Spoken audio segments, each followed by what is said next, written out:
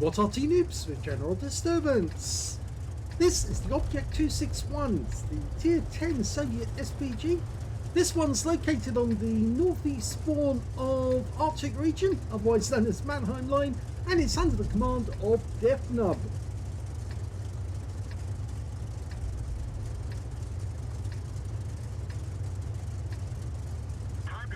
Game on. Okay, he's got an 18cm howitzer. He's capable of doing 800 output and penetrating 45mm of armour. But yeah, he's got an open cockpit, which means that he is vulnerable to HE from artillery fire. Now, there's only two Arty on the enemy team. Got an M53, M55 and another Object 261.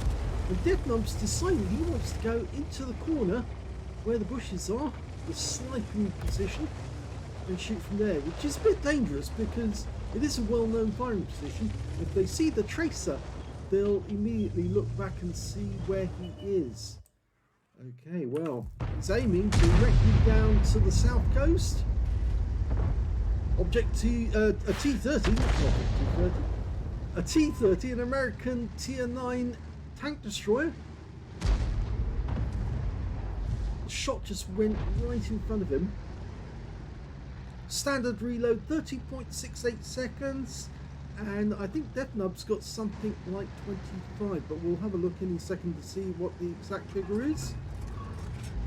25.95, he fires another round in. Oh, unfortunate about that.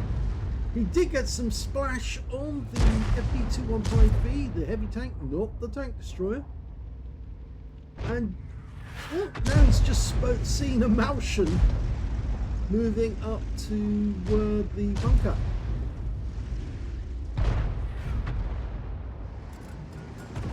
Okay, lined it up again. Seems those guys are just poking up on that corner. Unfortunately, he stunned them again, but not damaged them in any way. Looks like it hit the ridgeline above them, not actually on them.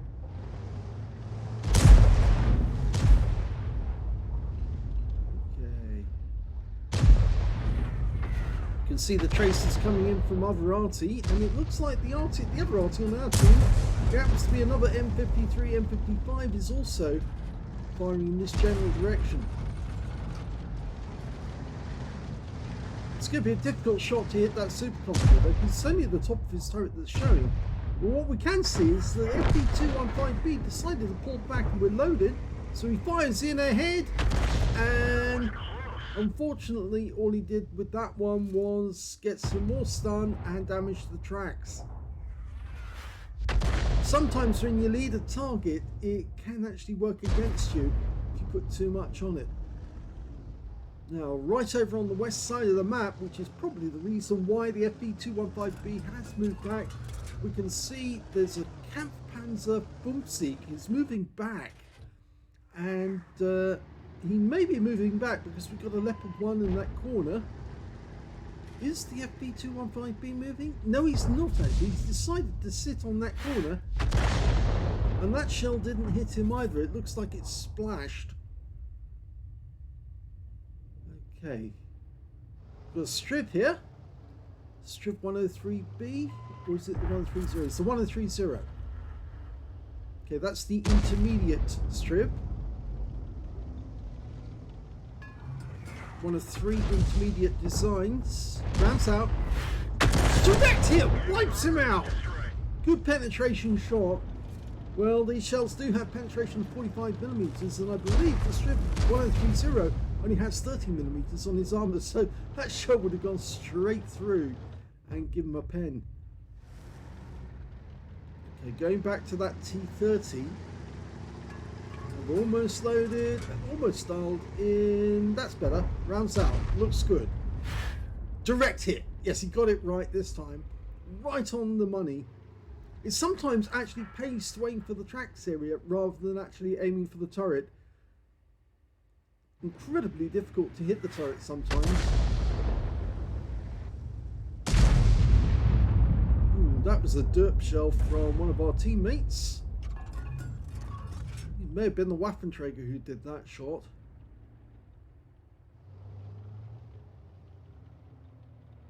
Lost all sight of the enemy now. That's not going so well. In fact, the only enemy we can see at the moment is the Super Conqueror, but unfortunately the position he's in means he's hull down on our teammates and holding them up, and we can't do a lot to dislodge him. Decided to get a bit closer to the view to see if he can lay a shot in. I think chances of him hitting it are very, very slim, but he's fired anyway. Hits the ridgeline. Or was that him? No, I think he did hit the ridgeline, not the, I think the second shell was the M53, M55. Okay, there's a lot of enemy coming to sight now. But most of them we can't shoot at. Oh, there's a couple we can now. The FB215B and the Tortoise are in full view, even though we're looking at the Super Conqueror at the moment. In fact, a lot of the enemy are now, well, they've caused some of our guys to die up in the north. So we're now aiming in on the CC1 Mark II, rounds out. Lands just in front of him. 2 critical hits, which are probably the tracks, but it gives the opportunity to that object, Treble 7 version 2, to actually move up. And he gets wiped out by our strip 1030. The bad news is we just lost the ST1 down in the south, and that CC1 Mark II just killed our Bosch 155. Rounds out. That's a direct hit on his engine deck.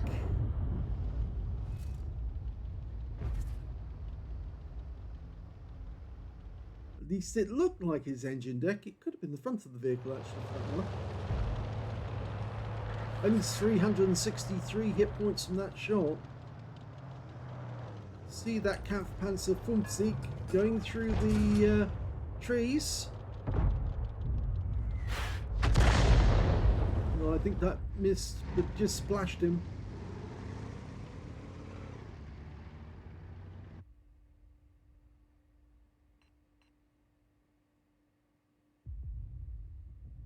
So we've got no defenders other than the M6Y, the Yo tank, who's blocking the path from the west. So it looks like Deathnub is going to have to probably change his approach. We're not the only one in the corner though as well. That's something to remember. It's the M53, M55 is also up here with us. He decided to come up here after we did. Let's hope he doesn't attract the enemy fire, because you have two Arty close together firing at the same time or just in between shots, then it can be much easier to see the tracer and therefore much easier to lob a shell in that direction. We just spotted the enemy there, the E50. Fires around in, oh, gets the engine deck. That was a good shot. You can see where they are. Deathnub's right up against the edge of the map, and it looks like the M53, M55 parked himself in a separate place just a short distance away, but he's aiming to the south whilst we're aiming at that E50, and well, the Yo tank just killed the E50. So that's good news. But there's another enemy tank out there, and it's the FB215B this time. Was it the Kampfpanzer there? Kampfpanzer. That was close. He splashed him, but he didn't get a lot. It's a difficult game, this one. There's the Tortoise again. We saw him on the minimap the last time. The Stribs, well, not in a very good position here, because the Tortoise, as you know, is an assault tank. It's very heavy, and that Strib is very, very light and weak. Rounds out. Direct hit on the Tortoise, stuns both of them. But the good news is it slowed the Tortoise down long enough for the Strib to get the kill shot. So I guess we won't be getting the high caliber now, because we did touch one of our teammates and stun him whilst he was in action. But then on the other hand, that probably won't matter, because at least he saved that teammate from being killed. Okay, we're one up on the enemy now, headed towards the stones that mark the pathway. Those rocks are actually quite lethal. I believe at one time one of them killed Klaus Kellerman, who went into one at full speed and it just wiped him out.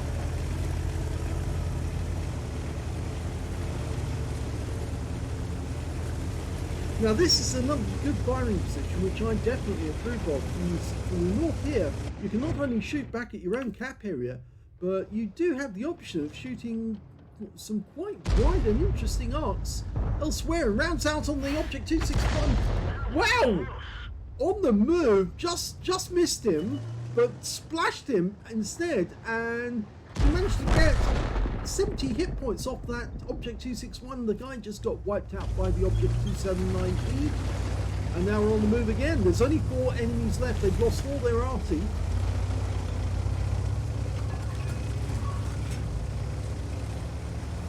It's one of the things about the Object 261 is it does move rather quickly. It is based on the Object, or the IS-7 rather. And look at that little T-30. Look, it's sitting there in ambush. And we tracked him, or at least we did, but I think he's fixed it.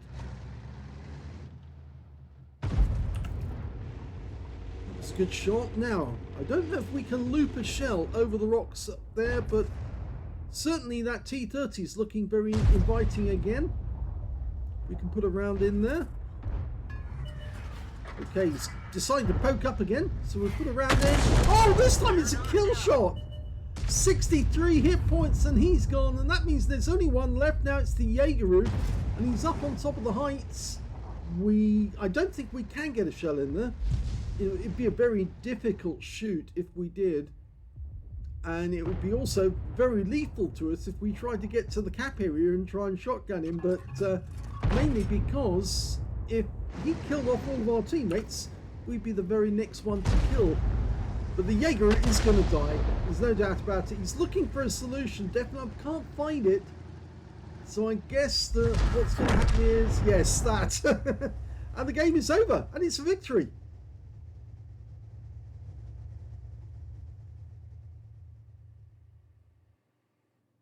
Here's the end of battle stats, and that was an ace tanker game for Deathnub in the Object 261. He managed to get a Bruiser medal for getting at least 5 critical hits. In fact, he got 8, but I'm afraid he didn't get any other medal in the game. But his win rate from the game was 2,389, which is very good indeed. Let's have a look at the team score and see where he was. Well, he definitely didn't get the highest damage in this game. That went to the Object 277, picked up a spot, and Confederate 7,149 hit points of damage, but that wasn't, I can't believe that wasn't a high caliber. I think he must have done damage to somebody else. I think yes, he did do damage to somebody else on his own team, because the Super Conqueror on the enemy team with less hit points has actually earned the high caliber for 5,622. So the Object 277 was a naughty boy and accidentally damaged one of his own teammates, or shot them, or maybe they drove in front of him just as he was shooting. Third highest damage went to the Strip 1030, who had to fend off that tortoise. He got 3,760, and we can see that Deathnub got 2,335, and there was 3 enemy players who managed to get more than he did, and 2 on his own team, which puts him in 6th place overall on damage. When it came to kills, the high scorer was the Strip 1030. He got 4 kills out of that one. M53, M55 on our team managed to get 3 kills, and so did the Jaegeru on the enemy team. And 2 kills went to Deathnub, the CC1 Mark II, and also to the CC1 Mark II on the enemy team and their tortoise. So he was in joint 3rd when it came to kills. When it came to base XP, he's actually in 3rd place, because the 277 managed 1,249. 1,116 went to the Strip 1030, and 3rd place went to Deathnub with 997, so just under 1,000 on base XP. There were 2 players who went over 1,000. Deathnub fired 17 rounds in the game, got 6 direct hits on the enemy, and no penetrations at all, so he didn't penetrate any of the enemy tanks. I thought he might have penetrated that Strip 1030. He also got 19 splash, damage of 2,335 hit points, all of it at more than 300 meters. He damaged 8 of the enemy, killed 2, so somebody else must have got a Confederate out of that one. And I think we can see who that was, because I think it was, yes, it was the 277. And we look at his details, we can see that he hit 11 and 1. So there was a big 10 difference on that one, more than enough for him to get the Confederate off Deathnub. go back to the detail, and we can see that Deathnub got 3,175 hit points of stun assist off 16 stuns, and that's why he got the ace tanker out of that one. More than likely that combined with his actual damage, over 5,000 in total. 60,123 credits for the battle, and after ammunition resupply took away 26,463 credits profit. 1,495 XP, no multipliers, that's all the experience points he took away. So a reasonably good game by Deathnub. I think he had a few shots there that were very unkind to him in terms of he aimed at the target. He either fell short and hit the ridgeline, or it went long and went over the top of the target into the water where it did no harm. And of course he did aim a couple of shots where, well, he wasn't aiming, he didn't give enough, he gave too much lead to the FV215B, and I think he was desperately trying to get a shot on target, and it just went straight past the target he was aiming at, either the T30 or the FV215B, where they were down on the edge of the water. So well done to Deathnub getting an ace tanker. If you enjoyed that replay, please give this video a like, do subscribe to our channel, leave a little comment down below because it feeds the algorithm, and thank you for watching.